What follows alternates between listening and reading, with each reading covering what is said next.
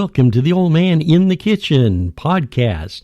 I'm your host, William Lee, podcaster, podcast producer, and the founder of the Keep Agency for Digital Social Marketing. It's great to be with you today. It looks kind of rainy outside, and maybe it's a little bit chilly where you are. But, well, here in Washington, it's the same gray skies, cold weather, and green trees. So I guess we're doing well. I hope that everybody's staying in safe and watching out for others when it comes to the pandemic that we are unfortunately in the middle of. I hope we're using a lot of common sense, masking up, staying 6 feet apart, and washing our hands. By the way, that's all common sense stuff that I thought we were taught when we were kids, except for the masking up, of course. That was taught to kids for bank robbery. But, well, let's not get into that. Today, I'm going to rant and rave about the one-eyed monster. Did you know you had a one-eyed monster in your home, in your purse, in your pocket, in your car, in your boat?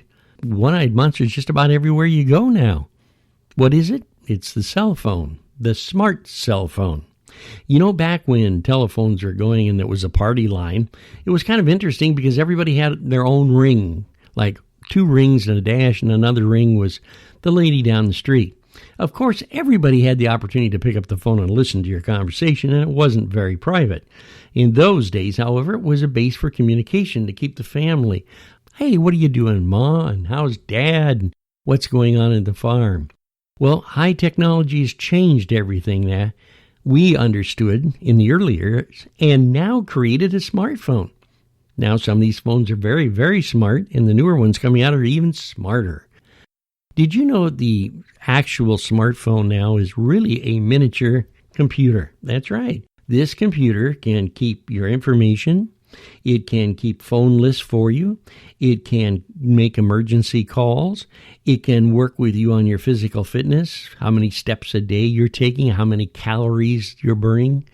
It can even look into the future of record keeping and finances. And on top of all that unique stuff, it takes beautiful video and motion pictures that can be used now in many areas of entertainment or just plain social media activity. What has this all caused? Well, the reason that the old man's ranting from the kitchen is simply because I think people need to stop for a minute and think about something. Here it is. Can you leave the house without your cell phone? A lot of you will say, No, I'd feel lost without my cell phone. Can you drive your automobile without texting or occasionally having somebody call you and just kind of, I'll just pick it up. It's a short call. I'll keep track of how I'm driving while I'm talking on the phone. No. Can you drive by an accident scene without slowing way down and flipping on the video part of your phone? And as you drive by, taking video of the accident scene, of course, that gives you 15 seconds into being a celebrity on social media as you throw it on to YouTube or Instagram or Facebook. Can you actually go as a mother with a child to the grocery store, for instance, without handing the phone to the little kid sitting in the shopping cart while you're picking up groceries so he can play a game and not annoy mommy or aggravate mommy? Let me ask you another question. Can you allow your teenager out of the house without a cell phone so you can track where they're at, who they're talking to, and know absolutely what they're up to a certain degree? The answer is no, and technology with the smartphone is continuing to get smarter and smarter through artificial intelligence. The smartphone now can work with the metrics, and these are all big scientific words, but the object of it is to begin to understand your behavior pattern when you shop at your local store. Understand what products you buy, what ads you're interested in when you're on your desktop or on the smartphone looking at advertisements. It tells us what kind of structure your life is. If you are, shall we say, an athlete, or if you're more the homebody. All this information is utilized from everything that you do on your cell phone for one reason only. It's called mining, data mining. Data mining gives an opportunity for an individual to build a what I call an artificial world of what you think you might buy and what they think they need to show you immediately on advertisements, what they need to get you to, well, I think I need that new car. Or, am I using the wrong kind of soap in my dishwasher? These are ridiculous questions, of course, but the world of advertising and the world of data is a billion-dollar business. It's as simple as that. You see, the object of all this is to keep the cash registers ringing. And if they don't know what you're interested in, they can't sell you something, can they? If they don't know what you're getting ready to purchase, they can't find you the best deal on the internet. Now, e-commerce is huge, and since the pandemic has started, it is growing like a large monster. People are finding out the brick-and-mortar stores are fighting to get that real edge on over social media, buying over internet sales. Companies with websites that now can produce a product, ship it to your door, finance it, and take care of it right there within moments, and you don't have to leave the home. No, you can sit in your wonderful lounge chair or wherever you work with your computer, and you can make these decisions. So high technology has made buying errors, I think, in our life, because I know it's pretty hard to buy furniture over the internet, but people are doing it. And then some of them are saying, oh my goodness, it looks so beautiful in the ad, and it got here to the house, and I can't sit on it. Why, this chair is so uncomfortable. I would have never bought it if I had been to a store where I could have, sat down on it first. Where are all the changes going to be next? I'm not really sure.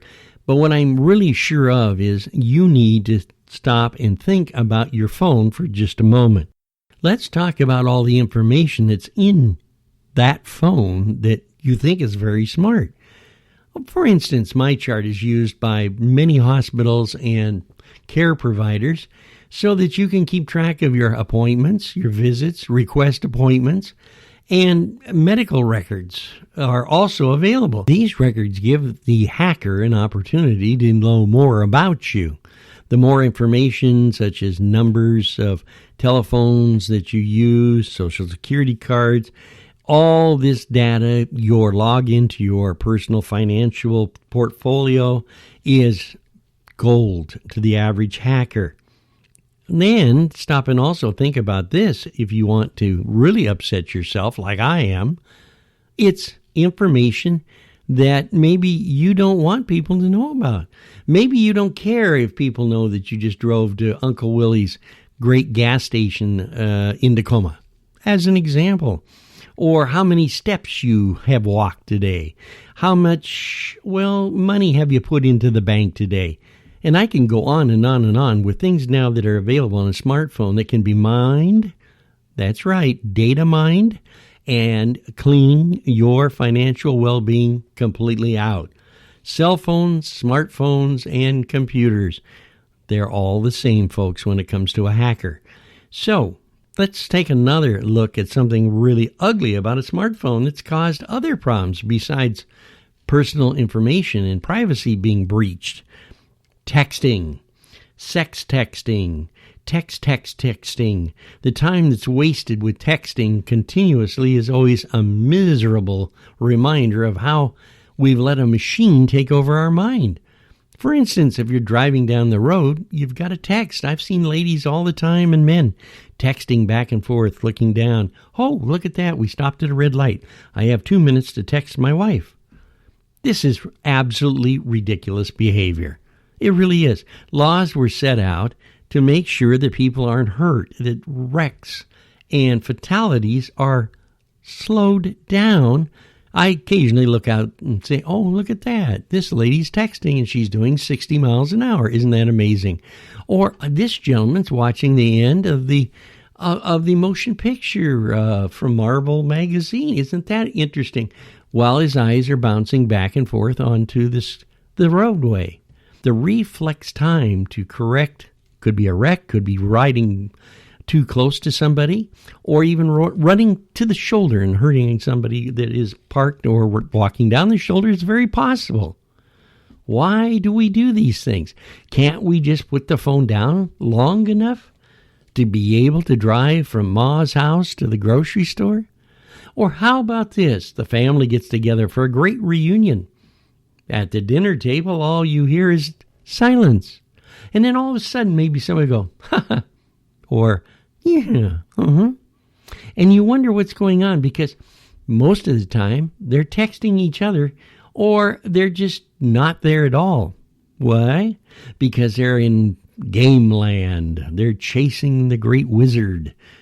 So many different things that they can do, which takes away from the family, the structure of the family. You know, our country was really based on thoughts that are brought up at the kitchen table. In the old days, to 1, sit down, 2, start a conversation, and 3, enjoy a good meal. But we erased all that with a cell phone because they're not even paying attention to who's sitting next to them. They're very busy texting each other. This is a major dilemma as far as I'm concerned and ruins families. We don't need families divided by electronic devices.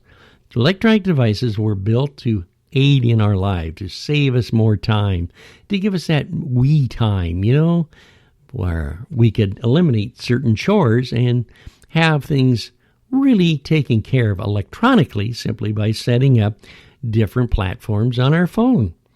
How about child care? Have you ever thought about this one for those who are younger? Yeah, child care. It's really great. Oh, the kid's out of hand. He's at the grocery store. He's 5 or 6 years old, and he's pulling stuff off the shelf. They want to do something, right? The little kid wants to play a game. Give him the phone. Set him up with the phone. He'll quit taking stuff off the shelf. He'll follow you around, and he'll be quite happy until you get him out in the car and rip the phone out of his hands. Or here's another one that I really, really enjoy. Give the phone to a 13 or 14-year-old and run his life electronically. Don't let a 14-year-old or even a 13-year-old out of the house without a phone because you want to know where he's at, you want to know what he's doing, and you want to get him away from the house because he's bugging you. Hey, the cell phone works out with a smartphone twist to handle that problem. Who says that in the manual of good parenting, electronic devices can't be used to make life a little bit better? We found that this is not true, and if you believe this, I've got a wonderful deal on the Narrows Bridge. Buy one, get the other one for free. That's right, folks, a wonderful deal. We are so bombarded now with electronic devices that want to sell us something, want to change our lifestyle, want to give us news, fake news, bad news, or good news. We're intimidated all over our homes, our private lives, and our thought patterns. A good friend of mine sent me a picture, and he said, Bill, I found the toilet roll rack great for everybody in America. And I looked at that picture, and at first I couldn't figure out what he was looking at because here was this chrome round cylinder with the toilet paper stacked the rolls in. But at the top, there was actually this little platform. That's right, folks. The platform was designed so you could take your cell phone, lay it on that platform, and continue on with your conversation. Now, folks, I really don't know if anything is as important as having a full conversation while you're having a bowel movement. It doesn't sound like something I'd want to do. I've had people call me while they're in the shower, out skiing, to motor racing, to living in a zoo, I think. Some of the zoo animals, I think, have called me at one time or another.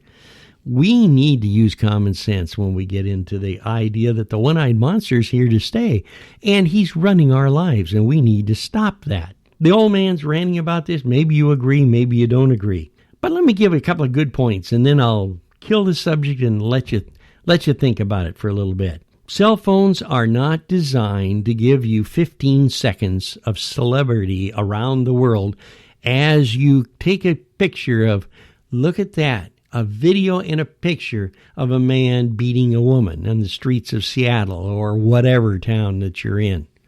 Yes, it's good for identification for police effects, but when you have 50 million people all of a sudden jamming on the brakes and flipping their phones on, you're causing more problems than you are actually helping police.